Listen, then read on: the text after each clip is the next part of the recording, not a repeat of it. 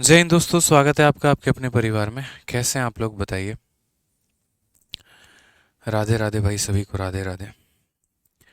कैसे हैं आप लोग? बढ़िया हैं, मज़े में हैं। बताइए भाई। चलिए,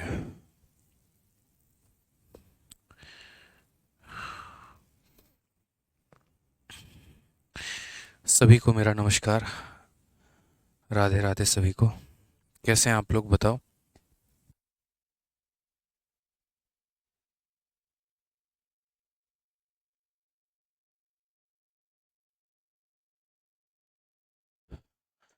गुड इवनिंग भाई, good evening, good evening, good evening. सभी को गुड इवनिंग। बढ़िया हैं आप लोग, मज़े में हैं। बताइए जल्दी से, क्या आपने पीछे का रिवीजन किया है?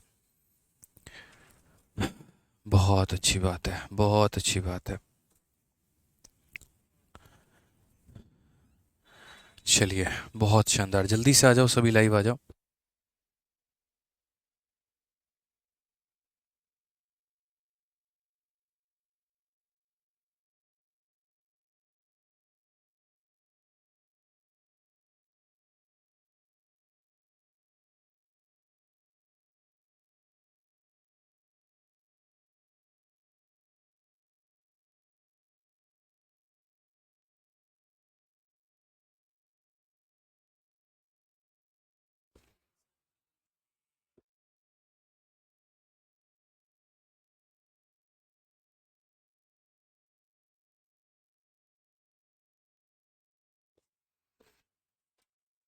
चलिए, तो शुरू करें मेरे भाई। सेशन की शुरुआत करें, बताइए। वेदर कैसा है यार? इधर इतनी ठंडी है ना, इतनी ठंडी है जिसकी कोई लिमिट नहीं है। मैं बता रहा हूँ, हीटर चला रहे हैं रूम में हम लोग, और उसके बाद भी बहुत ज़्यादा उसको बोलते हैं ना, जाड़ लग रहा है। हमारे यहाँ जाड़ बोलते हैं। जाड़ लग रहा है, ठंडी नहीं लग रही है, जाड़ लग रहा है। ठीक है, तो चलो आ जाओ। तो आज से हम लोग परसेंटेज में शुरू करने वाले हैं मिसलेनियस क्वेश्चन। और जो मिसलेनियस सवाल होंगे वो परसेंटेज के कई सारे कंसेप्ट पर आधारित होंगे, जिसमें पर्टिकुलरली हम एक कंसेप्ट की बात नहीं करेंगे, हम मल्टीपल कंसेप्ट्स की बात करेंगे। ठीक है, अलग अलग वैरायटी होंगे क्वेश्चंस के, और हर दूसरा तीसरा सवाल जो होगा वो बदलता रहेगा, जिसमें मल्टीपल वैरायटीज़ आपकी पूछी जाएंगी। ठीक है ना? तो चलिए आइए शुरू करते हैं परसेंटेज को लेकर ये मिसलिनियस वाला टाइप।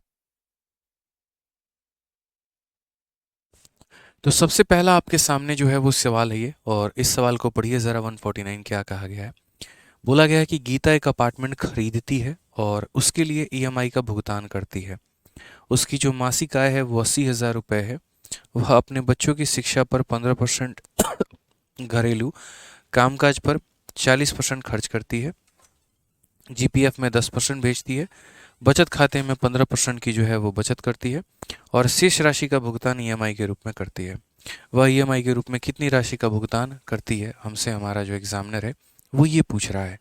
मैंने कहा यार ये बहुत ही आसान सवाल है और बहुत ही आसान तरीके से किया जा सकता है। इसके साथ हम आप लोगों को बता दें, जो सिंप्लीफिकेशन की शीट है वो अपलोड हो चुकी है, तो आप लोग एक बार सिंप्लीफिकेशन की शीट देख लेंगे। काफ़ी बच्चे जो है इस बात की डिमांड कर रहे थे सिंप्लीफिकेशन की शीट को लेकर, तो जैसा कि मैंने कहा था आज शाम को अपलोड करवा देंगे, तो आज शाम को जो है वो अपलोड हम करवा दिए हैं। ठीक है, आज ये चलिए तो सवाल देखिए। Gita buy an apartment and pay EMI for the same. His monthly income, हालांकि हर होना चाहिए था बट कोई बात नहीं। हर monthly income is rupees 80,000। She spend 15% on her children education, 40% on household core. She sends 10% GPF to GPF and save 15% in the savings bank account and pays the remaining amount as EMI. What amount does she pay as EMI? यहाँ पर हर होगा, his नहीं होगा। ठीक है, अब यहाँ पर बात करते हैं। तो ये देखो किस तरीके से गीता का खर्चा है। गीता का एक पर्टिकुलर यहाँ पर अपना इनकम है, समझना। वो बेचारी जो भी कमा रही है, कभी भी इनकम अपने आप में कितना होता है, तो इनकम अपने आप में 100% होता है। लेकिन अभी हम लोग कुछ नहीं लिखेंगे यहाँ पे, हम बोलेंगे उसकी एक कमाई है। और इसके कमाई के हिस्से कैसे जाते हैं, क्योंकि देखो ऐसे सवालों में दो तरह का कंसेप्ट होता है। एक ये होता है कि वह अपने टोटल इनकम का कुछ कुछ परसेंट अलग अलग जगह पर खर्च कर रही है, और एक ये होता है कि अपने इनकम का इतना परसेंट खर्च कर दिया, फिर जो बच गया उसका इतना परसेंट कर दिया, फिर जो बच गया उसका इतना परसेंट कर दिया। तो यहाँ पर जो हमें लेकर चलना है वो टोटल का चलना है कि ठीक है, हर monthly income is ₹80,000, she spend 15% on children education. बच्चों की पढ़ाई पर, यहाँ पर बच्चों चिल्ड्रन के एजुकेशन के ऊपर में वह कितना खर्चा कर रही है, तो 15% खर्चा कर रही है। ठीक है, उसके बाद में अगर हम बात करें तो हाउस होल्ड, घरेलू सामान में वह कितना खर्चा कर रही है, तो हाउस होल्ड में यहाँ पर वो 40% का खर्चा कर रही है। उसके बाद में अगर हम बात करते हैं यहाँ पर जीपीएफ के ऊपर में कितना दे रही है, तो जीपीएफ के ऊपर में अगर हम बात करें तो 10% का खर्चा है यहाँ पे। कितने के ऊपर में खर्चा है, यहाँ पे 10% का खर्चा है। सेविंग में कितना देने जा रही है, तो सेविंग में यहाँ पर जो है उसका मेरे भाई 15% का उसका सेविंग है यहाँ पे। ठीक है, और बाकी जो होता है रिमेनिंग अमाउंट को ईएमआई के तौर पे दे रही है। जो यहाँ रिमेनिंग हो गया वो कहाँ जा रहा है, तो ईएमआई में जा रहा है। अब मेरा मानना यहाँ पर ये है कि ईएमआई की वैल्यू को आप एक बार निकालो ज़रा। ठीक है, तो टोटल इनकम अपने आप में कभी भी जो रहता है वो क्या रहता है, 100% रहता है। इनकम कभी भी अपने आप में कितना होता है, तो इनकम कभी भी अपने आप में 100% होता है। 100% के टुकड़े कहाँ कहाँ पर हो रहे हैं, कैसे कैसे हो रहे हैं, 15 यहाँ, 40 यहाँ, 10 यहाँ, 15 यहाँ, तो कुल मिलाकर कितना खर्च हो गया, तो बोलोगे सर 15 और 15 30, 30 और 10 40, 40 और 40 80, 80% खर्च हो चुका है। तो ईएमआई के लिए कितना बचेगा, तो बोलोगे सर अगर 80% चला गया तो ईएमआई के लिए बचेगा 20%। ईएमआई के लिए कितना बचेगा, तो बोलोगे सर 20% यहाँ पे। 15 15 30 10 40 40 80, 80 खत्म तो 20 बचेगा। ठीक है, क्वेश्चन में दिया क्या है और पूछा क्या है, तो बोला गया ईएमआई का अमाउंट बताओ, ईएमआई का अमाउंट कितना है, और जो दिया गया है वो क्या दिया गया, तो उसकी इनकम दी गई है, यानी इनकम देकर ईएमआई पूछ रहा है। तो ये जो तुम्हारा 80,000 है ये क्या वैल्यू है, तो इनकम का वैल्यू है, यानी कितने का मान है, तो 100 का मान है। कितने का मान है, तो 100 का मान है यहाँ पर। और किसका मान पूछा गया है, तो ईएमआई का मान पूछा गया है, यानी 20 का मान पूछा गया है। किसका मान पूछा गया है, तो ईएमआई का मान पूछा गया है, यानी 20 का मान पूछा गया है। 2 जीरो से 2 जीरो खत्म हो गया, आंसर हमारा कितना आ जाएगा, तो 16,000 आ जाएगा। कितना आ जाएगा, तो 16,000 आ जाएगा, ये हमारा करेक्ट आंसर है। कौन सा ऑप्शन होगा, तो option number B for Baahubali बिल्कुल हमारा सही उत्तर होने वाला है, और ये हमारा मेंस का सवाल है। ठीक है, क्या हो जाएगा मेरे भाई, option number B for Baahubali हमारा बिल्कुल सही उत्तर होगा। समझ गए यहाँ पर बात को लेकर, कोई दिक्कत की बात है तो मेरे भाई बता दीजिए। यानी ये हमारा इनकम है, इस इनकम के अलग अलग परसेंट अलग अलग जगह पर खर्च हुए हैं। जो बच गया है वो हमारा 20% है, जिसको हमने ईएमआई के तौर पे दिया है। 100% का मान देकर 20% का मान हमसे पूछा जा रहा है। ठीक है, यहाँ पे कोई दिक्कत की बात है, कोई परेशानी की बात है तो यहाँ पर ये बता दीजिए। चलिए आइए अगला सवाल यहाँ देखते हैं। अगला सवाल यहाँ पर क्या कहा गया है, ज़रा पढ़िए। नेक्स्ट क्वेश्चन की अगर हम बात करते हैं यहाँ पर अगले सवाल के ऊपर में, तो क्वेश्चन नंबर 150 क्या बोला गया है। A man spent 30% of his monthly income on rent. C spent 15% on the remaining amount of food. 35% amount on the amount left was used for all other expenses. If rupees 1,62,435 was left with him, then the monthly income was यहाँ पे। ठीक है, क्या कहा गया सवाल में, ज़रा पढ़िए यहाँ पे। तो बोला गया कि एक व्यक्ति ने अपने मासिक आय का 30% किराए के ऊपर में खर्च किया है। उसने जो शेष राशि है उसका 15% भोजन के ऊपर में खर्च किया है। अब बची हुई राशि का 35% अन्य सभी खर्चों के लिए जो है उसने उपयोग किया था। यदि उसके पास 1,62,435 रुपये बचे हुए थे, तो उसकी मासिक जो आय है हमारी, वो हमारी कितनी है, जो उसकी मासिक आय है वो हमारी कितनी है। अब यहाँ पर जो शब्द हर जगह पर इस्तेमाल है ना, वो रिमेनिंग जैसा शब्द इस्तेमाल है। जैसे क्या होता है कि 100 रुपये मेरे पास हैं, मैंने उसमें से 10 रुपया ट्रांसपोर्टेशन पे लगा दिया, तो मेरे पास बचा कितना, तो 90। ठीक है, फिर उस 90 का 20% मैंने खर्च कर दिया, यानी 18 रुपये मैंने खर्च कर दिए। 90 का 20% 18 होता है। अब उसमें से अगर हम 18 माइनस कर देंगे तो बचेगा कितना, 72। यानी क्या होता है, हम माइनस करते हैं फिर जो आता है, फिर उसमें से माइनस करते हैं फिर जो आता है। यहाँ पर हमने कहीं पर भी कुछ भी माइनस किया है प्रैक्टिकली, बताओ। क्या हमने ऐसा किया कि पहले 100 में से 15 घटा दिया, जो आया उसका 40%, ठीक है, फिर 40% घटा दिया, जो आया उसका 10%? ऐसा नहीं करते हैं यहाँ पे। हम जो यहाँ पर कर रहे होते हैं वो क्या करते हैं, इनके हम टुकड़े करते हैं, और उसके बाद में यहाँ पर जो है वो टुकड़ों के अलग अलग प्रतिशत यहाँ पर दिए गए होते हैं यहाँ पे। ठीक है अब अगर हम बात करेंगे तो इसमें कहीं पर भी पूरे सवाल में रिमेनिंग जैसा शब्द इस्तेमाल नहीं था। इसलिए मैंने कहा दो टाइप के क्वेश्चन बनते हैं और आप लोगों को कंफ्यूज नहीं होना है। ये टाइप नंबर 1 है, और ये जो हम अर्धशतक लगा रहे हैं 150 अर्धशतक का तीसरा दशक, ठीक है, तो वो मेरे भाई यहाँ पर हर जगह रिमेनिंग शब्द इस्तेमाल है। इस सवालों को हम या तो चेन से कर सकते हैं, चेन मेथड से हम लोग कर सकते हैं, या फिर हम सीरीज मेथड से कर सकते हैं, हम दोनों से कर सकते हैं। मतलब जो दो मेथड हमने इलेक्शन में सीखा था, हम उन दो मेथड में से किसी से भी इसे अपना सकते हैं, और हम दोनों मेथड आपको बता देंगे ताकि आपको सहूलियत होगी सवाल को बनाने में। तो जैसे मान लीजिए अगर हम बात करते हैं इसके इनकम को लेके, अगर हम बात करते हैं तो जैसे इसके इनकम को हम कितना मानते हैं, तो इनकम को हम इसका 100x मानते हैं। कितना मानते हैं, तो 100x मानते हैं। उसने स्पेंड किया 30% इनकम को रेंट पे, तो यहाँ पर क्या हो गया, इसका 30% इसने रेंट पे दे दिया। और फिर कहा गया यहाँ पे ठीक है, बोला गया यहाँ पर कि उसने यहाँ पर जो है 30% किराए पर खर्च किया है, और शेष यहाँ पे ये जो शेष शब्द है हिंदी में और इंग्लिश में रिमेनिंग शब्द है, तो बाकी बचे हुए पैसे का 15% उसने भोजन के ऊपर में खर्च किया है। बाकी बचे हुए पैसे का कितना, तो 15% किस पे खर्च किया, तो भोजन के ऊपर में। तो मैंने वही कहा यहाँ पर कि जैसे ये उसका इनकम है, इसका 30% कितना होता है, तो बोलोगे सर इसका जो 30% होता है यहाँ पर 100 का, इसमें से 30% निकाल दो। तो इसका 30% निकाल दो, क्यों निकाल दो, क्योंकि ये उसके रेंट में चला गया। तो जो पैसा रेंट में चला गया उसको निकाल दो। 100 का 30% 30 होता है, निकाल दो, बचेगा कितना, 70 बचेगा। ठीक है, कितना बचेगा मेरे भाई, तो 70 बचेगा। अब उसके बाद 15% जो है खाने का निकाल दो। इसमें से 15% जो है वो खाने का निकाल दो, किसके ऊपर में, तो फूड के ऊपर में। तो मेरे भाई यहाँ पर इस संख्या का 15%, तो 7 का 10% 7 होता है, और यहाँ पर उसका आधा 3.5 होता है, यानी इसमें से 10.5 निकाल दो। इसमें से कितना निकाल दो, 10.5। तो इसमें से 10.5 निकाल दोगे, देखो 70 का 15% आप अगर चाहो आप ऐसे भी गुना कर सकते हो। 70 का 15% कितना हो जाएगा, तो बोलोगे सर 15 का 7 गुना 105/10 यानी 10.5। तो वही बात है, इसमें से 10.5 घटा देंगे तो 59.5 निकल कर आएगा। ये हमारा इतना एक्स बचा हुआ है। ठीक है, उसके बाद बोला गया बची हुई राशि का 35% सभी खर्चों के लिए उपयोग किया गया था।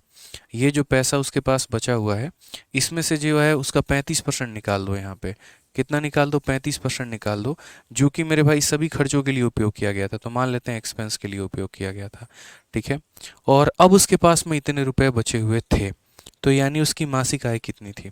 अब इस मेथड में जाने का नुकसान क्या होता है, आप इसमें से 35% निकाल के माइनस कर दीजिए, या फिर आप यहाँ पर जैसे देखिए इसमें से 30% निकाल के माइनस कर दीजिए, या सीधा इसका 70% निकाल दीजिए। इसमें से 15% माइनस कर दीजिए, सीधा इसका 85% निकाल दीजिए। इसमें से 35% माइनस कर दीजिए, या फिर यहाँ जो बचेगा मेरे भाई यहाँ पर वो क्या बचेगा, इस संख्या का 65%। या तो 35% निकाल के माइनस करो, या सीधा इसका 65% निकालो। तो हम बोलेंगे ये जो तुम्हारा इनकम है 59.5 करके, ठीक है, यहाँ पर सीधा सीधा क्या करेंगे, इसका 65%, और इसका 65% हमारा किसके बराबर है, तो इसका 65% जो है हमारा वो 1,62,435 के बराबर में है। अब यहाँ पर हम क्या करेंगे, तो यहाँ पर पर्टिकुलरली हम x को सॉल्व करेंगे, फिर x का मान निकालेंगे, और x का मान निकालने के बाद 100x का मान निकालेंगे। अभी देखते चलो ये मेथड कितना लंबा हो रहा है। पेपर में इस मेथड से कभी नहीं करना होता, लेकिन बस आपको समझाने के लिए जो है हम यहाँ पर इस तरीके का इस्तेमाल किए हैं। तो अगर हम बात करते हैं यहाँ पर, तो ये दशमलव हटाएंगे तो नीचे कितना आ जाएगा, 0 आ जाएगा। ठीक है, अब यहाँ पर अगर काटेंगे तो हम यहाँ पर कैसे काटेंगे, देखो 5 से अगर काटोगे तो 13 बार में कटेगा, 5 से काटोगे तो मेरे भाई 2 बार में। 13 से काटोगे तो बोलोगे एक बार में 13 हो गया, 32 13 दूने 26, 64 हो गया मेरे भाई यहाँ पर 13 13 चौके 52, और उसके बाद में मेरे भाई 123 हो जाएगा, तो 13 9 117 हो जाएगा हमारा। ठीक है, 13 5 65 हो जाएगा यहाँ पे। और हम बाकी काटना चाहते हैं तो क्या हम और काट सकते हैं, 595 से पूरा का पूरा काट तो सकते हैं, लेकिन पहले हम 5 से काटेंगे एक बार में, फिर उसके बाद यहाँ पर एक बार में, और फिर 9 बार में, और 5 से काटेंगे किसके बारे में, तो 20 बार में। 119 से अगर हम काटेंगे तो 119 हमारा एक बार में 119 होगा, 59 हमारा 595 हो जाएगा, जो कि 5 बार में जाएगा। ठीक है, तो फाइनली जो x का मान आएगा वो हमारा कितना आएगा, 2 × 2 40, और 40 को हमने 105 के साथ में गुना कर रखा है। 105 का 4 गुना कितना हो जाएगा, 420 हो जाएगा, और 0 हो जाएगा। ये हमारा x का मान आएगा, और ये हमारा x का मान आ जाएगा, तो हमारा जो इनकम है वो हमारा 100x हो जाएगा। तो 100 × 4200 हो जाएगा हमारा, जो कि हमारे बराबर होगा यहाँ पर 4,20,000 के। किसके बराबर में होगा, 4,20,000 के। कौन सा ऑप्शन है, तो option number B for Baahubali. But याद रखना, जीवन में कभी भी हमें ऐसा नहीं करना है, कभी भी इस बात पे जो है ऐसी गलती हमें नहीं करनी है, ठीक है। अब इस पूरे प्रोसेस में ना आपको यहाँ डाउट आया होगा, ना आपको यहाँ डाउट आया होगा, ना आपको यहाँ, इस पॉइंट पर आपको डाउट आया होगा कि मैंने इसमें से 65% जो है ये क्यों मल्टीप्लाई किया। मेरे भाई क्वेश्चन में बोला गया है हर रिमेनिंग, कोई भी पैसा है अगर मैंने उसका 10% खर्च कर दिया तो मेरे पास बचेगा कितना, 90%। ठीक है, मैंने 20% खर्च कर दिया तो बचेगा कितना, 80%। तो वही मैंने कहा, यहाँ पर मेरे पास दो ऑप्शन है, या तो मैं गंदा सा कैलकुलेशन करूँ यहाँ पे, समझना मेरी बात को लेकर, या तो मैं यहाँ पर क्या काम करूँ, या तो मैं यहाँ पर वाहियात काम करूँ। और कौन सा वाहियात काम करूँ यहाँ पे, कि मेरे भाई हम इतने काम को जो है इस तरीके से ना लिखें, और हम यहाँ पर क्या करें, एकदम वाहियात वाला काम। देखो वाहियात वाला काम क्या होता है मैं आपको बताता हूँ।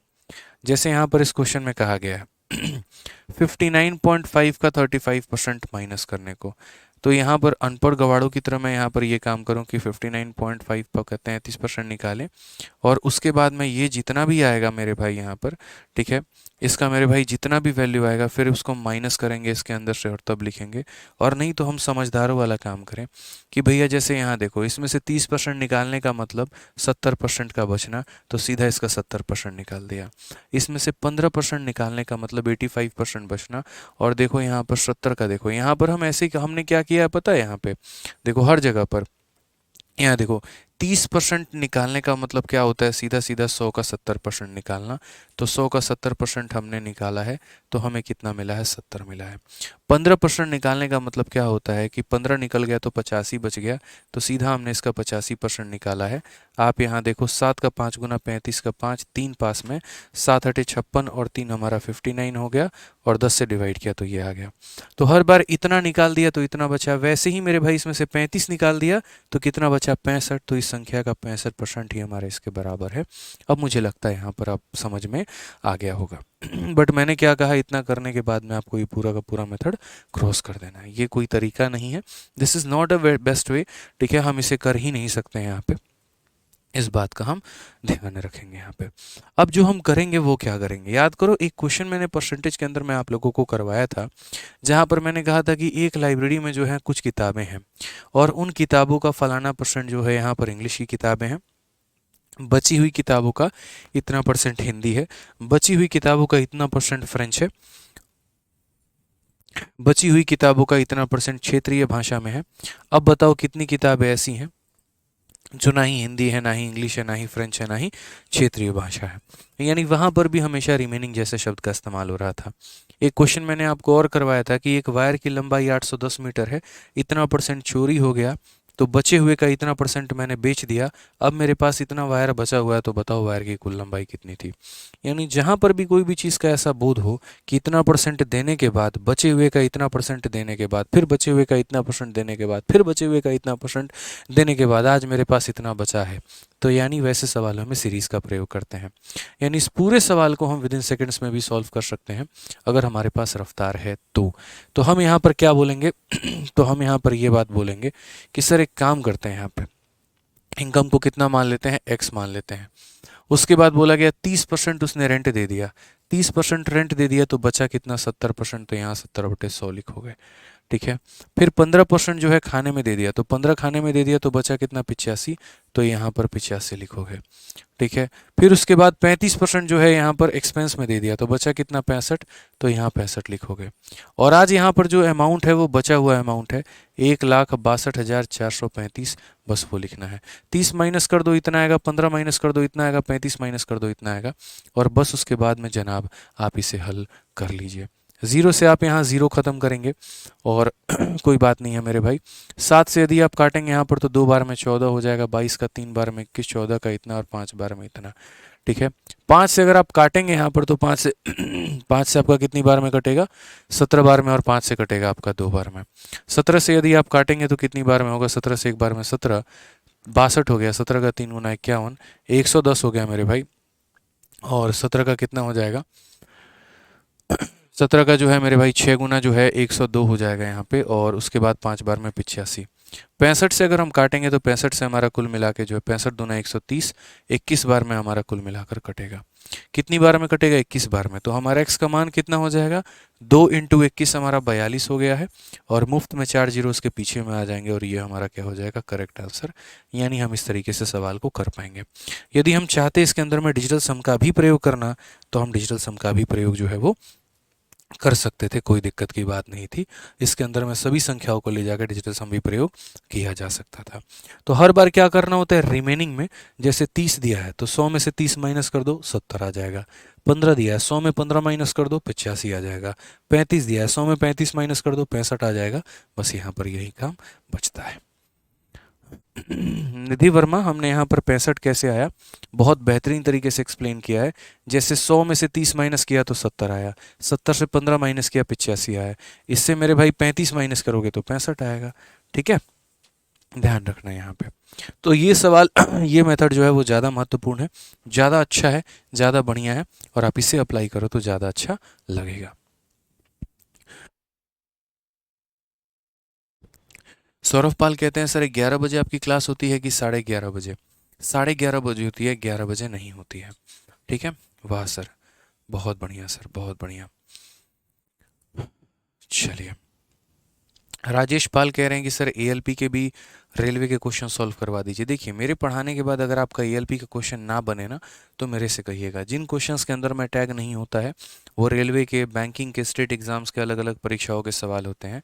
ठीक है, तो इसीलिए परेशान मत होइए, मेरे पढ़ाने के बाद कोई भी ऐसा एग्जाम नहीं होगा जिसके क्वेश्चन को आप सॉल्व ना कर पाएँ।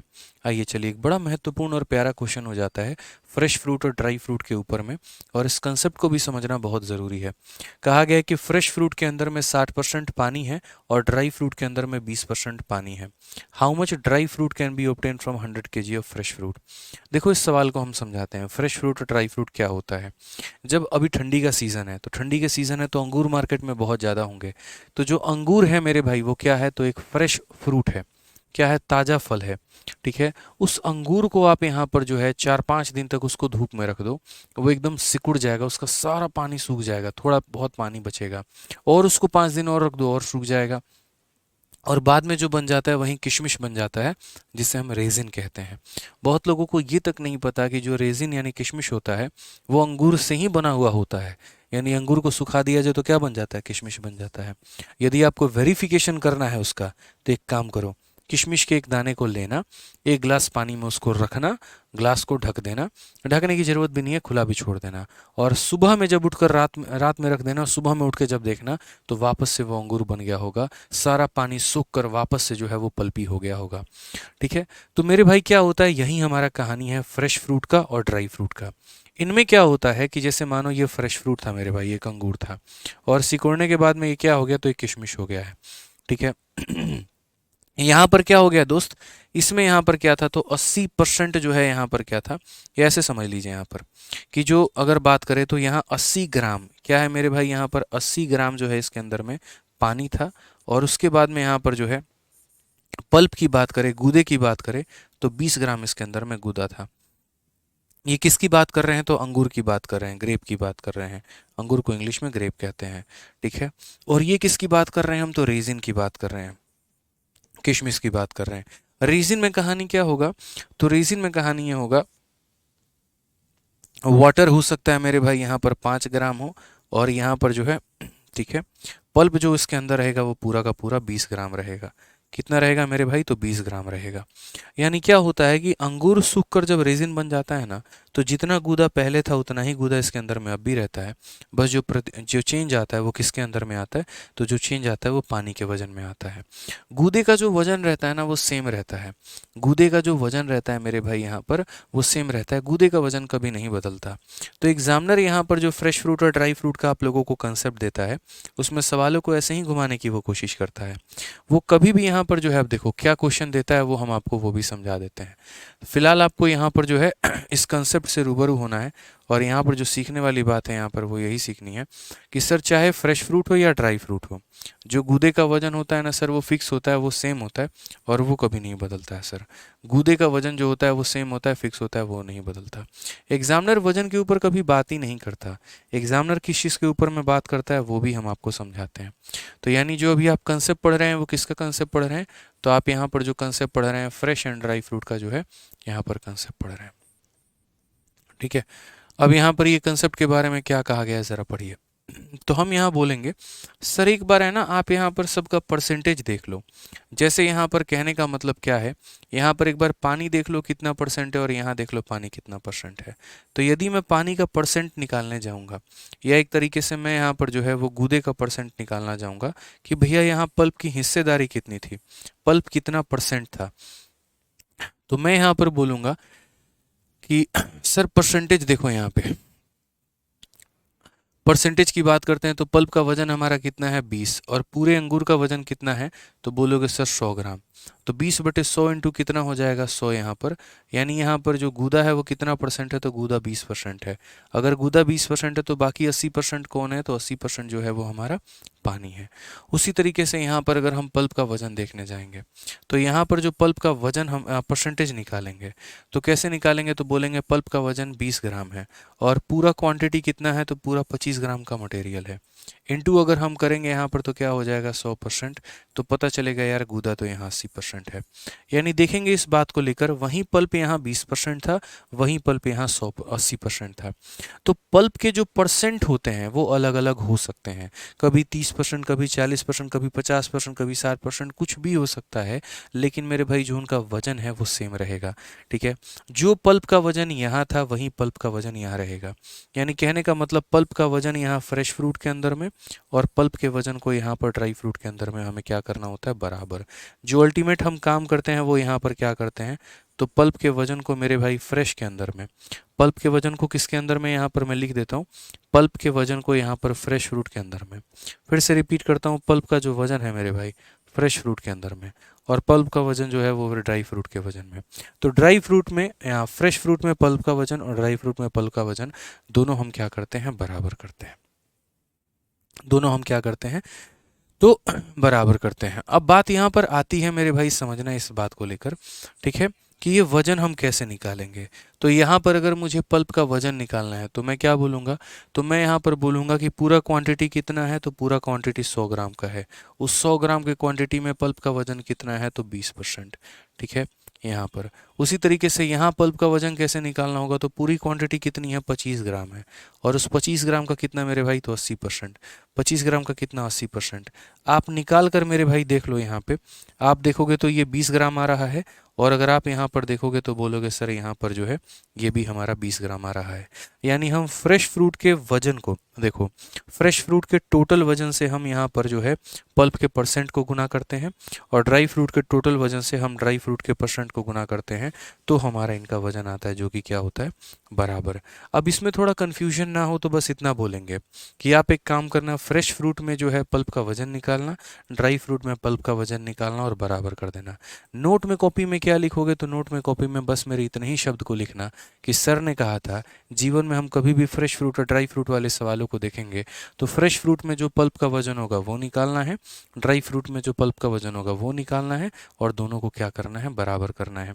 अब जैसे आप इसी सवाल में यहाँ देख लीजिए दो तरह के फ्रूट हैं। एक यहाँ पर फ्रेश फ्रूट है जिसके अंदर में 60% वाटर है, तो मान लेते हैं यहाँ पर फ्रेश फ्रूट है, वाटर इसके अंदर कितना परसेंट है, तो बोलोगे 60%। तो इसका मतलब पल्प ऑटोमेटिक कितना हो जाएगा, तो 40%। अगर 60% पानी है तो 40% पल्प है। दूसरा जो सिकड़ा हुआ मेरे भाई ड्राई फ्रूट है, ड्राई फ्रूट के अंदर में जो है पानी कितना है, 20%।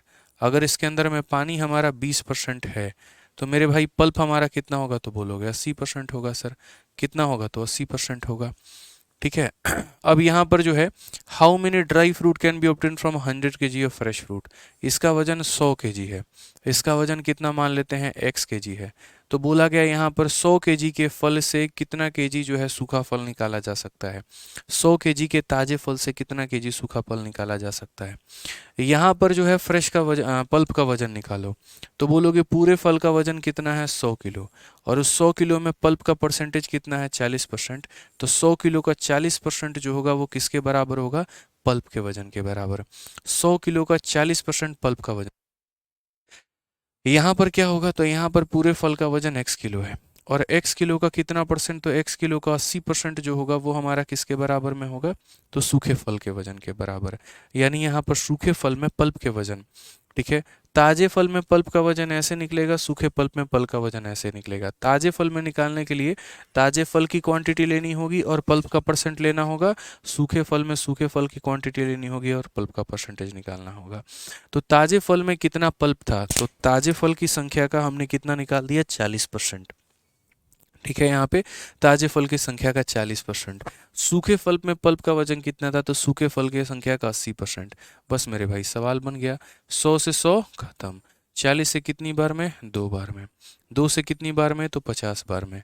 तो x का जो मान आएगा वो बराबर होगा किसके, तो x का जो मान आएगा वो बराबर होगा हमारे 50 kg। किसके बराबर होगा, तो 50 kg के। किसके बराबर होगा, तो 50 kg के। कौन सा ऑप्शन होगा, तो ऑप्शन नंबर जो बी होगा वो हमारा करेक्ट आंसर है।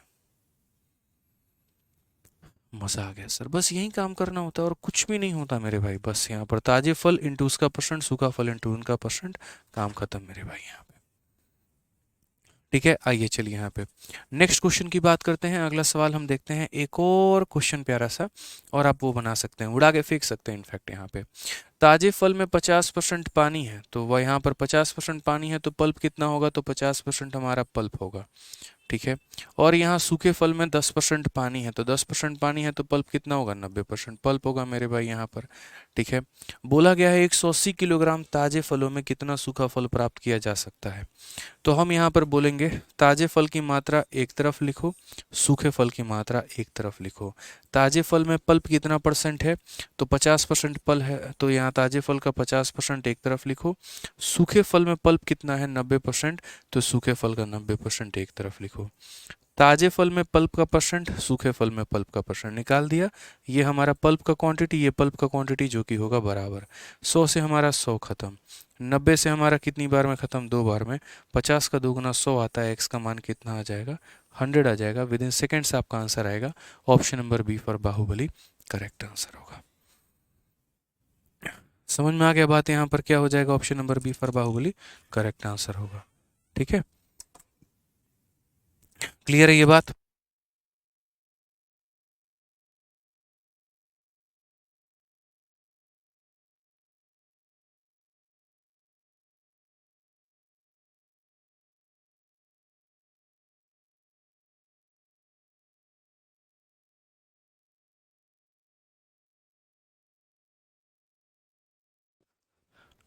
चलिए, क्लियर है, बताइए भाई। बहुत शानदार, बी फॉर बहुरानी, यही हुई ना बात, बी फॉर बहुरानी। चलिए, बहुत बढ़िया बात है।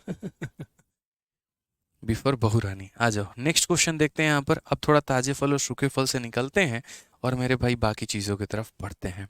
बाकी चीज़ों को हम कैसे करेंगे वो समझते हैं। सर आपका एक्सप्लेन करने का तरीका बहुत भी बढ़िया है, चलिए बहुत बहुत धन्यवाद भाई, लव यू। अब यहाँ पर आते हैं और यहाँ पर समझते हैं थोड़ा सा डिफरेंट टाइप क्वेश्चन। यहाँ पे जैसे मोहन भैया के पास चलते हैं, ये सवाल क्या दे रहे हैं वो देखो। मोहन अपने वेतन का 14% बचाता है और जबकि सोहन अपने वेतन का 22% बचाता है। यदि दोनों का जो समान वेतन मिलता है, दोनों का जो वेतन है वो समान है और सोहन इतने रुपए बचाता है, तो मोहन की बचत क्या होगी। कॉमन सेंस की बात है मेरे भाई, यहाँ पर जो है सोहन जो दिया गया है ना, तो 22% की वैल्यू दी है, 1498। ऑप्शन नंबर बी जो है करेक्ट आंसर है। विद इन सेकेंड्स आप आंसर दे सकते हैं। बोलोगे सर कैसे, देखो मोहन जो है 14% सेव कर रहा है, सोहन 22% सेव कर रहा है। ठीक है, और दोनों को सेम सैलरी मिलती है। कहने का मतलब यहाँ पर जो है दोनों की सैलरी हमारी कंपनी में मिल रही है 100x। ठीक है, अब यहाँ पर मोहन की सेविंग अलग है, सोहन की सेविंग अलग है। मैं आपको समझा देता हूँ, ये मोहन है और ये सोहन है। मोहन भी 100 रुपया कमा के लेके आता है, लेकिन जब सेव करने की बात आती है तो 14% सेव करता है, यानी संख्या का 14% कितना हो जाएगा, 14x। सोहन की जब बात आती है तो इसका 22% सेव करता है, यानी कितना, तो 22x। क्वेश्चन में देखो किसका मान दिया है और किसका मान पूछा है। तो क्वेश्चन में मेरे भाई बोला गया है सोहन जो भैया हैं यहाँ पे, इनकी सेविंग दी गई है 1540 रुपये, और यहाँ पर मोहन भैया का सेविंग जो है ये पूछा गया है कितना है। यानी वही बात है, जो ये मान दिया गया है वो 22x का मान है और हमें 14x का मान पता करना है। तो हम बोलेंगे यार ये 1540 जो है ये कितने का मान है, तो बोलोगे 22% का, यानी 22x का। और पता कितने का करना है, तो 14x का। ठीक है, x तो फालतू का ही हम लेके चल रहे थे, उसकी ज़रूरत भी नहीं थी। 22 से काटोगे तो 70 बार में 14 सत्ते 98, यानी 980 जो आएगा वो हमारा करेक्ट आंसर आएगा। ठीक है, अब बोलोगे सर आपने इतने शॉर्ट में कैसे किया, मैंने ये सब ड्रामेबाजी की ही नहीं यहाँ पे, मैंने ये सब लिखा ही नहीं। मैंने अपने मन में मान लिया भाई जब दोनों की सैलरी बराबर है तो दोनों 100% ही कमा रहे होंगे। ठीक है, उसमें इसकी सेविंग 14 की होगी, इसकी सेविंग 22 की होगी, यानी ये जो दिया गया है ये कितने का मान है, तो ये जो दिया गया है वो 22% का मान है, इसीलिए मैंने इसको 22 से डिवाइड कर दिया था। और जो पूछा गया था वो किसका मान था, 14 का, तो मैंने इसे 14 से गुना कर दिया था। मन में ही मैंने इसको 70 बार में काट लिया था और 14 सत्ते 98 यानी 980 हमने कर दिया था, और वो हमारा करेक्ट आंसर है। ऋतिक जायसवाल बच्चे, यहाँ पर आप सिंप्लीफिकेशन की वीडियो को शुरू से देखो, आपको बहुत बेहतरीन तरीके से क्लियर होगा। आपकी प्रॉब्लम यहाँ पर ये है कि आप सिंप्लीफिकेशन को बीच से अटेंड कर रहे हो और रिवीजन उसके अंदर में नहीं कर रहे हो।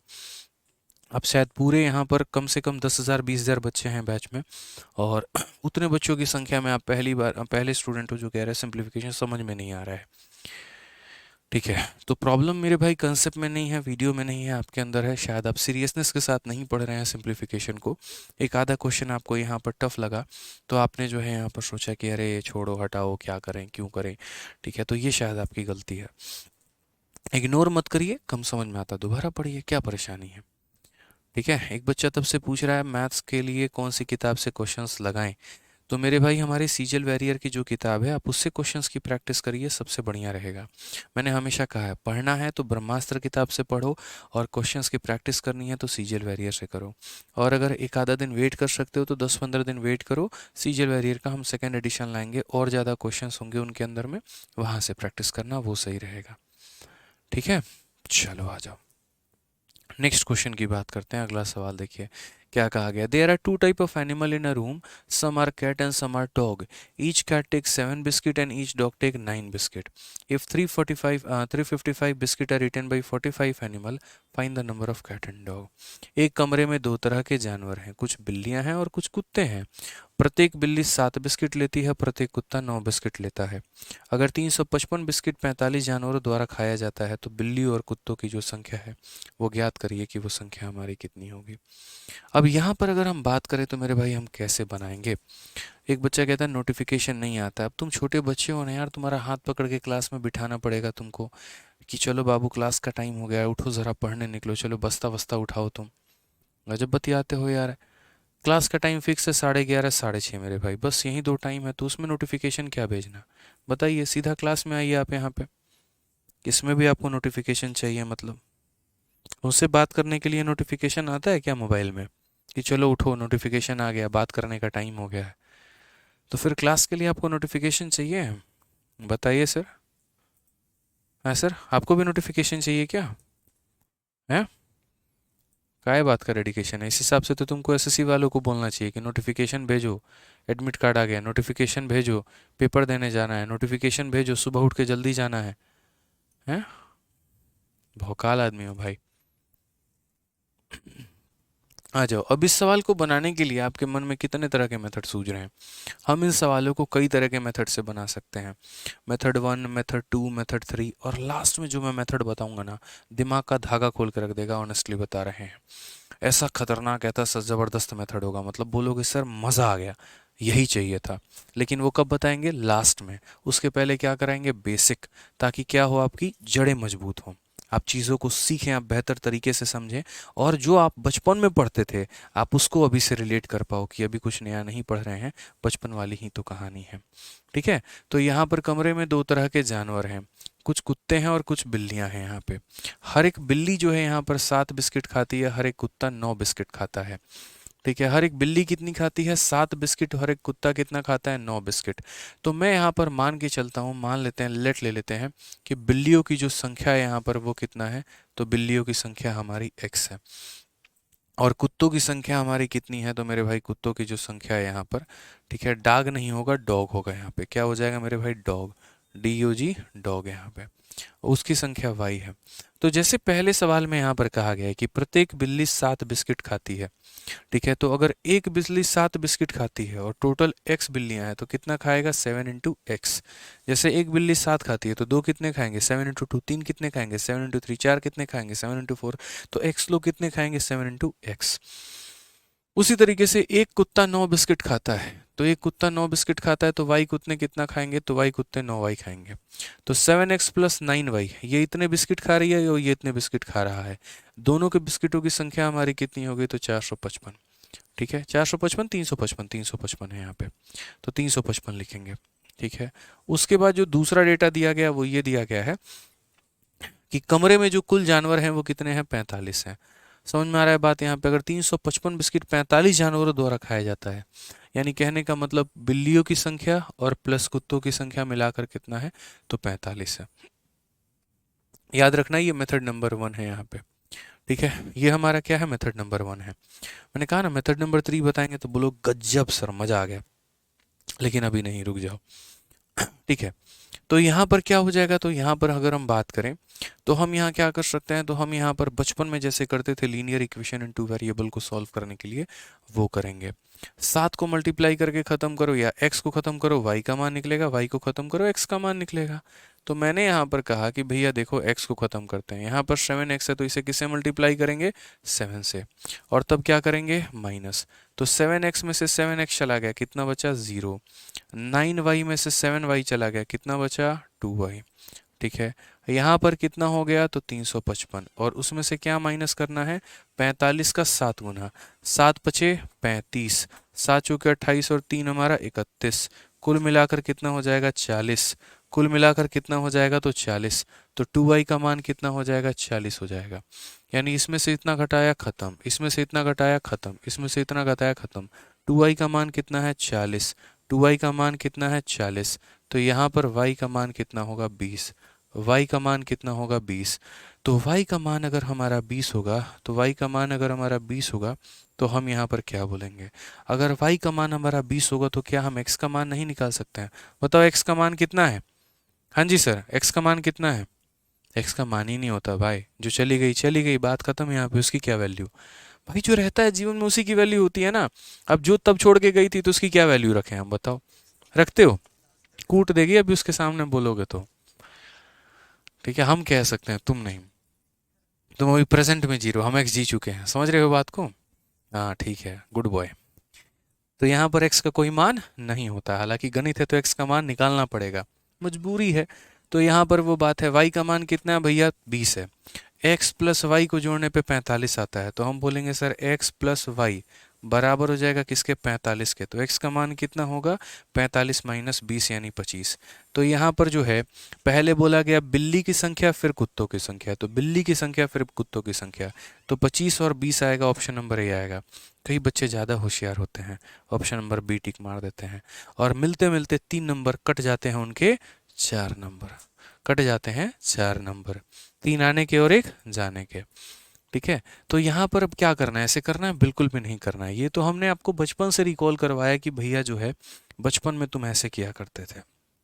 अब हम आपको बताते हैं कि इस सवाल को आप यहाँ पर कैसे कर सकते हैं। छोड़ो मेथड 2 को, सीधा यहाँ पर जो है एक स्मार्ट अप्रोच ही बताते हैं कि यहाँ पर जो है ऐसे सवालों को बनाया कैसे जाता है।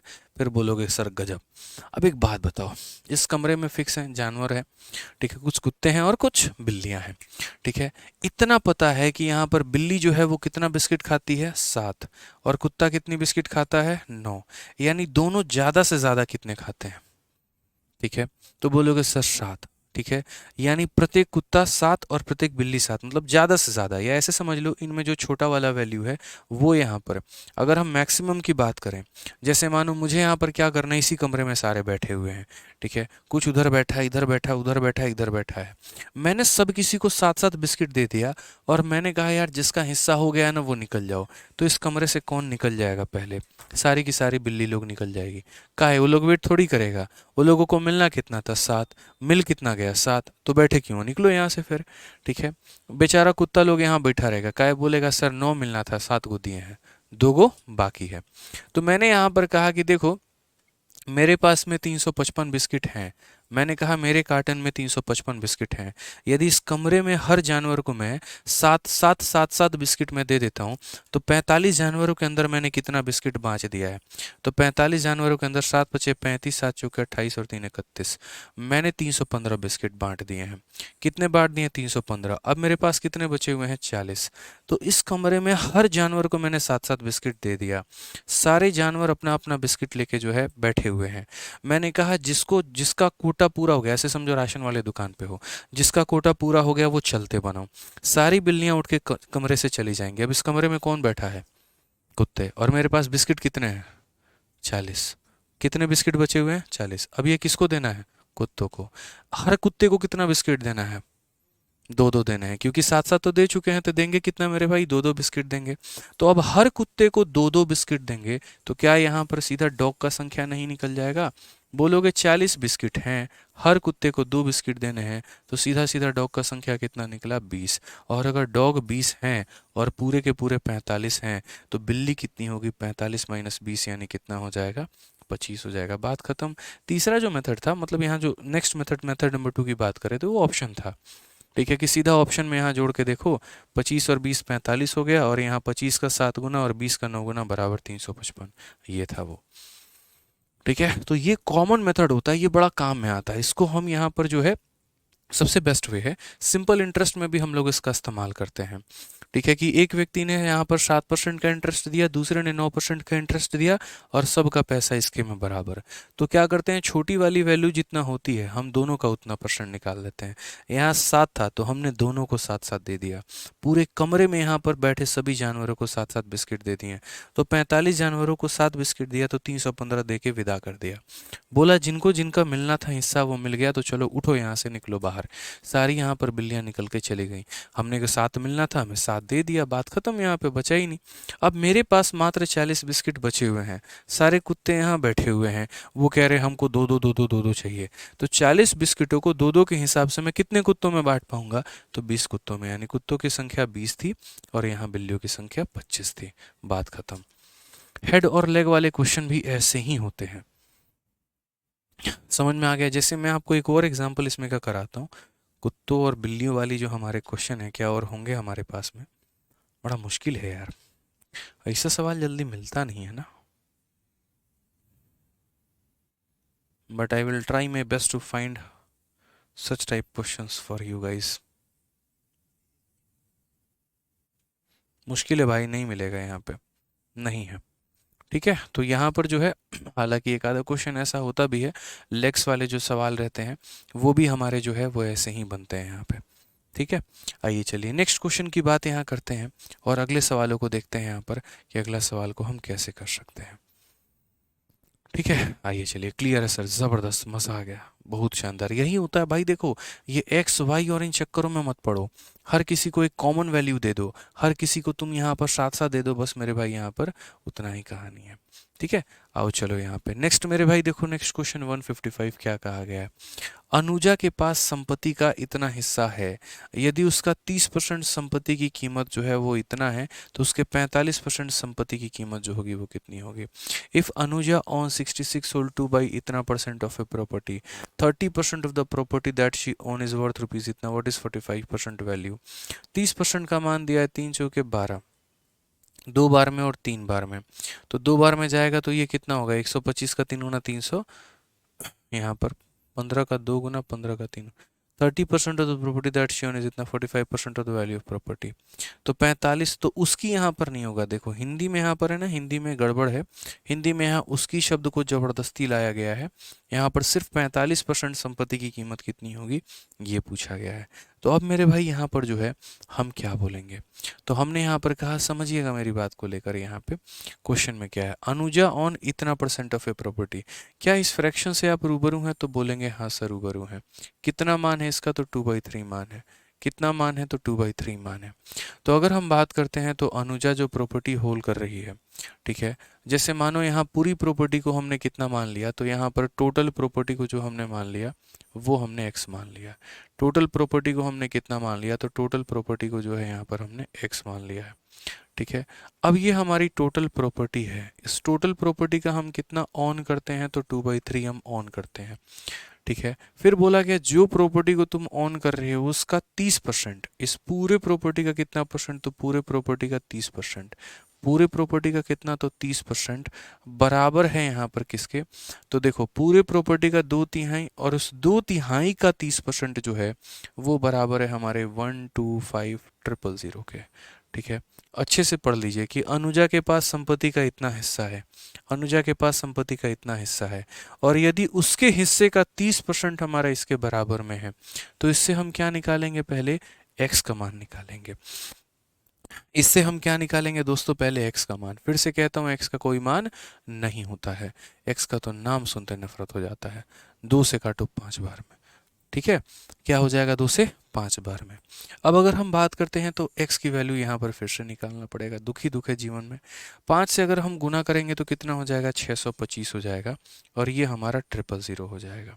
यानी हमने क्या किया, पूरे संपत्ति का मान निकाल दिया कि हमारे पास में पूरी संपत्ति है कितनी, ठीक है। अब मेरे पास पूरी संपत्ति का मान आ चुका है।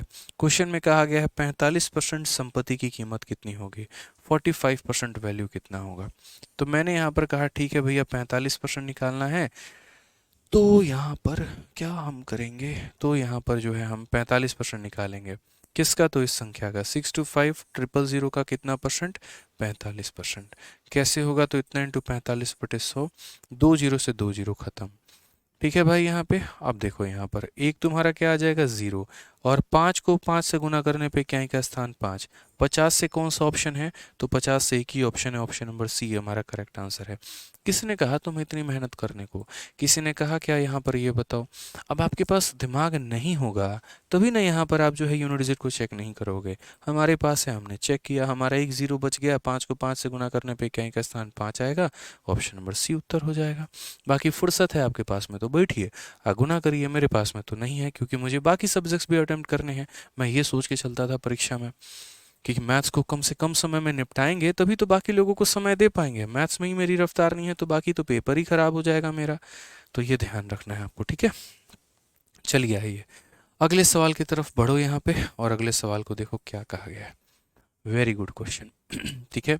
मुझे लगता है ऐसा सवाल मैंने आप लोगों को करवा दिया था, अगर आपको पता होगा तो शुरू में ही मैंने करवाया था, बट कोई बात नहीं, मैं दोबारा से करवा देता हूँ, ठीक है।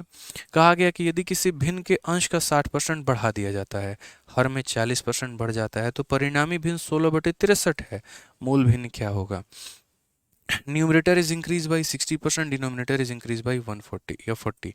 तो जैसे मानो ये न्यूमरेटर है, ये अपने आप में 100 था, हमने जो है बढ़ा दिया 60%, तो 100 में 60 बढ़ा दिया तो कितना हो गया, 160 हो गया। ये डिनोमिनेटर था, हर था, और हर को हमने 40% से बढ़ाया, यानी ये अपने आप में 100 था, इसमें 40 बढ़ा दिया तो 140 कर दिया।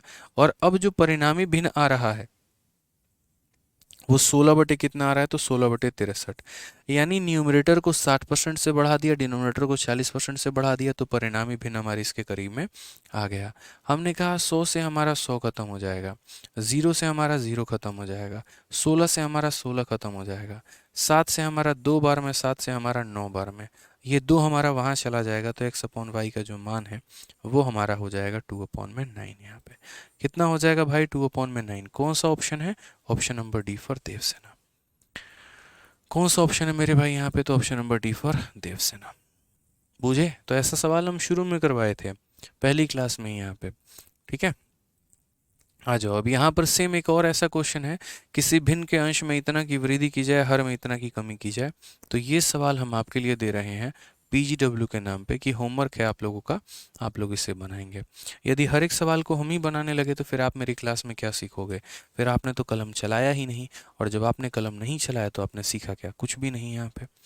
समझ गए? तो आपको खुद से सवाल बनाना है। आइए चलिए यहाँ पे अब नेक्स्ट क्वेश्चन देखते हैं। यहाँ पर जो है अगला सवाल हमारा क्या कहा गया है, एमटीएस का बड़ा प्यारा सा सवाल। एक परीक्षा में 800 लड़के और 600 लड़कियां हैं। 40% लड़के और 60% लड़कियां ने परीक्षा पास किया है, तो कुल छात्रों में असफल छात्रों का जो प्रतिशत है वो कितना होगा? Very beautiful question. In an examination there are 800 boys and 600 girls. अगर हम बॉयज़ की बात करते हैं तो बॉयज़ हमारे कितने हैं? तो 800 हैं। और यदि हम गर्ल्स की बात करते हैं तो गर्ल्स हमारे पास कितनी हैं? तो 600 लड़कियां हैं। ठीक है, 40% लड़के और 60% लड़कियां पास होती हैं। लड़कों में दो तरह के लड़के होंगे, एक पास करने वाले और एक फेल करने वाले। लड़कियों में दो तरह की जनसंख्या होगी, एक पास करने वाला और एक फेल करने वाला। तो कहा गया 40% लड़के क्या हो जाते हैं? पास हो जाते हैं। ठीक है, और लड़कियों में 60% लड़कियां क्या हो जाती हैं? तो पास हो जाती हैं। क्वेश्चन में कहा गया the percentage of fail student from total student is. Fail करने वाले छात्रों की संख्या कुल छात्रों की संख्या का कितना परसेंट है? तो इसके लिए मुझे क्या निकालना होगा? फेल करने वालों की संख्या। लोगों की गलती क्या होती है, वो मेरे भाई पहले क्या करते हैं, इसका पास निकालते हैं और फिर उसमें से पास को माइनस करते हैं तो फेल निकालते हैं। क्यों करनी भाई ऐसी गलती यार? तुम पास निकाल कर माइनस करोगे तभी फेल आएगा। क्या फेल डायरेक्ट नहीं आ सकता है? बताओ यहाँ पे। आ सकता है डायरेक्ट। तो आप यहाँ बोलोगे अगर 40% बच्चे पास कर रहे हैं तो 60% बच्चे फेल करेंगे। परसेंटेज से दोनों जीरो खत्म, तो 60 का 8 गुना यानी 8 6 48, तो 480 यहाँ पर फेल होंगे। ठीक है, 8 इंटू 6 48 हो जाएगा, जीरो का जीरो आ जाएगा, परसेंटेज दोनों जीरो को खत्म करेगा। उसी तरीके से अगर 60% लड़कियां पास है तो 40% लड़कियां फेल है। परसेंटेज से दोनों जीरो खत्म, 40 का 6 गुना कितना हो जाएगा? 240। तो बोला गया फेल करने वाले बच्चों की संख्या कितनी परसेंट है? 480 और 240 कितना हो जाएगा? 720। ठीक है, कितना हो जाएगा? 720 बच्चों ने फेल किया। और कितने बच्चों के ऊपर में? तो बोलोगे 800 और 600 1400 ऊपर में। तो यहाँ 720 बच्चों ने फेल किया है 1400 बच्चों में, यानी इंटू कितना हो जाएगा? तो 100%। दोनों जीरो से दोनों जीरो खत्म है। 14 से अगर हम बात करेंगे, 14 का 5 गुना 70 हो जाएगा। 20 हो गया, 14 का 1 गुना 14 हो जाएगा। 51 से कौन सा ऑप्शन है? एक ही ऑप्शन है। तो बाकी दशमलव के एंड तक उतना जाना ही नहीं है। 14 से काटेंगे 51 बार में कटेगा, 51 से एक ही ऑप्शन निकला। ऑप्शन नंबर जो सी है वो करेक्ट आंसर है। ठीक है, कोई दिक्कत की बात है तो बताओ यहाँ पे। तो ऐसे ही ये सवाल हमारे बनते हैं। ठीक है, ऐसे ही पूरा का पूरा जो क्वेश्चन है वो हमारा बन रहा होता है। अब यहाँ पर देखिए, हमें जो क्वेश्चंस करने हैं वो 155 से करने हैं और 193 तक चलना है। मतलब आप मान के चलो तो आपकी 3 क्लास और लगेगी और 3 क्लास में अगले आपका परसेंटेज खत्म हो जाएगा। परसेंटेज को मैं बहुत डेप्थ लेवल तक आप लोगों के लिए पढ़ाता हूँ, ये आपको पता ही हो गया होगा अभी तक देख के। ठीक है, कि किस डेप्थ लेवल तक हम लोग जाते हैं यहाँ पे, और बढ़िया तरीके से हम लोग जो है ख़त्म करते हैं। ठीक है, तो नीतीश कहते हैं सर मैंने कोर्स में अभी लिया हुआ है और मैंने अभी भी कोई भी लाइव स्टार्ट नहीं शुरू की है, तो कोई प्रॉब्लम तो नहीं है? नहीं प्रॉब्लम है, आप क्लास नंबर 1 से देखना शुरू करिए, कोई दिक्कत की बात नहीं है। पहले क्लास नंबर 1 देखिए, फिर क्लास नंबर 2 देखिए, फिर क्लास नंबर 3 देखिए, ऐसे करके बीच में देखेंगे नीतीश जी तो समझ में नहीं आएगा।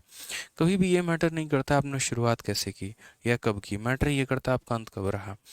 ठीक है, तो मुझे लगता है कि इस सफ़र को एंजॉय करिए। आपने जब बैच लिया है तो उसको कंसिस्टेंस होकर पढ़िए। क्या पता किसी बच्चे ने पहले पहले दिन ही बैच ले लिया हो, या मैंने जब स्टार्ट नहीं किया हो, जब रजिस्ट्रेशन शुरू हुआ हो तभी ले लिया हो, लेकिन 4 दिन के बाद वो क्लास में आया ही नहीं, रेगुलर ही नहीं रहा, कभी घूमने चला गया, कभी इंस्टा पे रह रहा है, कभी रील देख रहा है, पढ़ ही नहीं रहा, तो सिलेक्शन उसका थोड़ी होगा मेरे भाई।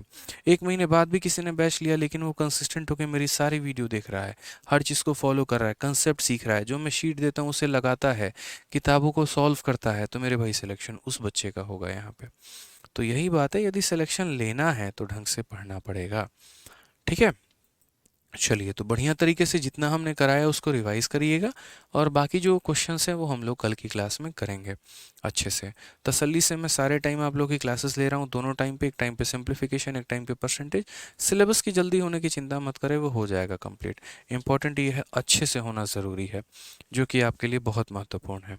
तो अभी आप लोगों ने अपनी तैयारी शुरू ही की है, तो शुरू की है तो हर सब्जेक्ट के ऊपर में फोकस करिए आप लोग। मैथ्स में भी रखिए, इंग्लिश में भी रखिए, रीजनिंग में भी रखिए, जीएस में भी रखिए। एक सब्जेक्ट के ऊपर बहुत ज़्यादा अग्रसर मत हो जाइए। और शुरू में अगर चारों सब्जेक्ट लेके नहीं चल सकते हैं तो कम से कम 3 सब्जेक्ट तो लेके चलिए ही चलिए। जैसे मैथ्स, इंग्लिश और रीजनिंग, 3 सब्जेक्ट आपको लेके चलना है। ठीक है, अगर मान लीजिए कि यहाँ पर जो है तीनों बहुत बढ़िया तरीके से कवर हो जा रहे हैं तो जीएस उठाइए, और नहीं होते हैं तो सिर्फ इन्हीं तीनों को जो है अगले 2-3 महीने तक पढ़िए, और फिर बाद में जीएस करिएगा। ठीक है, जिन बच्चों का सीजीएल का पेपर है, ध्यान रखिए अक्टूबर में आप लोगों का पेपर है, तो बहुत ज़्यादा समय आप लोगों के पास में नहीं है। और ये भी नहीं कहते कि बहुत कम समय है, लेकिन एक पर्याप्त समय है। तो इस पर्याप्त समय को सही तरीके से भुनाना है। डेली अगर जितना पढ़ा रहे हैं आप उसे रिवाइज करोगे, डेली जितना पढ़ा रहे हैं उसकी प्रैक्टिस करोगे, डेली वोकैबुलरी को याद करोगे, डेली करंट अफेयर को पढ़ोगे, तो अक्टूबर वाले पेपर में आराम से प्री आपका हो जाएगा। और फिर उसके बाद जो आपका मेंस का समय मिलेगा तो उसमें बढ़िया से तैयारी करोगे तो मेंस में अच्छा स्कोर कर पाओगे। जो काफ़ी पहले से तैयारी कर रहे हैं उनके लिए तो बहुत बढ़िया बात है। रिवीजन थोड़ा सा आपको करना है, मॉक टेस्ट आपको देने हैं, प्रैक्टिस आपको करते रहनी है, तो बस आप वो काम करिए और उसके बाद स्कोर आपका बेहतर होता चला जाएगा। यकीन मानिए एक गोल्डन अपॉर्चुनिटी है यहाँ पे, और इतना अच्छा खासा एसएससी ने समय दिया है तो उसका फ़ायदा उठाइए। टफ कुछ भी नहीं है, मुश्किल कुछ भी नहीं है, जो आप जैसे सीखेंगे आपको वैसे बेनिफिट मिलेगा। ठीक है, तो इस तरीके से बढ़िया से फ़ायदा उठाइए और दिन रात थोड़ा एक करिए यार। यहाँ पे जो समय है वो हर किसी के लिए कम है, ऐसा नहीं है कि सिर्फ जो है मेरे भाई आप ही वो व्यक्ति हो जिसके लिए समय कम बढ़ रहा है। ठीक है, बस ये इंपॉर्टेंट है कि आप उसको यूटिलाइज कैसे करते हो। भगवान हर किसी के खाते में 24 घंटे डालते हैं। बिल गेट्स ने उसको कैसे यूटिलाइज किया, टाटा ने उसको कैसे किया, आपने कैसे किया, मैंने कैसे किया, वो उसके ऊपर डिपेंड करता है। अब बैठ के रील देखते रहोगे और फिर बोलोगे अरे यार सरकार तो वैकेंसी नहीं देती है, 8,000 वैकेंसी दी है सीजीएल में, कौन सा ज़्यादा दे दी, अगली बार देखेंगे यहाँ पे पता नहीं मेरा होगा कि नहीं। यार तुमको 8 लाख भी देते तो कौन सा तुम्हारा होना है। पहले अपनी तैयारी को करो ना, सीट तो एक को लेके जाओगे ना, 8,000 थोड़ी लेके जाओगे यार। तो तुमको एक सीट के लिए फाइट करना है, अपने 8,000 वैकेंसी से तुमको क्या मतलब है, 10,000 वैकेंसी से क्या मतलब है। ठीक है, अब देखो सरकार से नाराजगी एक अलग बात होती है, लेकिन उस बात को मान के बैठ जाना कि नहीं यार बहुत वैकेंसी कम है, मेरा तो होगा ही नहीं, वो सबसे बड़ी गलती है। पीछे वाले तैयारी करके सीट लेके चले जाएंगे, तुम बैठ के मुंह देखते रहना, बस वाली बात है। ठीक है, तो व्यंग और डिबेट वो एक अलग पॉइंट है, लेकिन उसको एक्सेप्ट करके हार मान लेना वो गलत है। ठीक है, आप लोग हर कुछ कर सकते हैं, शुरू से करिए, कोशिश करिए टाइपिंग भी अगर स्टार्ट कर पाएँ हर दूसरे तीसरे दिन के बाद से तो और ज़्यादा बेहतर कहानी है। कम से कम मिनिमम 10 घंटे की तो सेल्फ स्टडी निकालो ही निकालो। अगर दिमाग से बहुत ज़्यादा तेज नहीं हो तो, बैकग्राउंड स्कूलिंग बहुत अच्छी नहीं है तो, बीटेक फील्ड नहीं है, कि टेक्निकल उतना स्ट्रांग नहीं है, उतना बचपन में पढ़ाई में ध्यान नहीं दिया, चीज़ें कम समझ में आती हैं तो अपने घंटे बढ़ाओ। लेकिन अगर चीज़ें बढ़िया तरीके से समझ में आती है तो 10 घंटे तक की स्टडी बहुत काफ़ी है। लेकिन उस 10 घंटे में हर एक सब्जेक्ट के ऊपर में फोकस करना ज़रूरी है। तो इतना ध्यान रखिए, आप लोग सभी होनहार हैं, मुझे पता है। होनहार है तभी हमारे साथ इस प्लेटफॉर्म पे हैं भी।